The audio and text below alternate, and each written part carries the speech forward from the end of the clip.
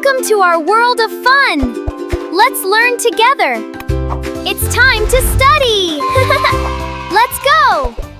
Today we're gonna learn opposite words in a fun and easy way. Big and small, hot and cold, happy and sad, and many more. Big, small, hot, cold, up, down, open, close, happy, sad, fast, slow, day, night, tall, short, full, empty, in, out, left, right, good, bad, clean, dirty, old, new, high, low, hard, soft, heavy, light,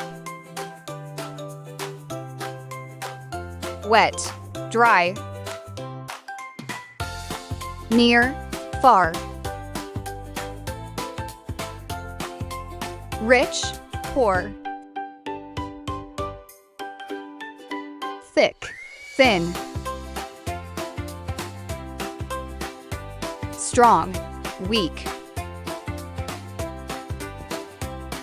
early, late, laugh, cry, sit, stand,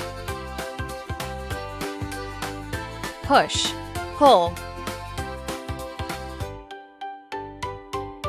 come, go, give, take,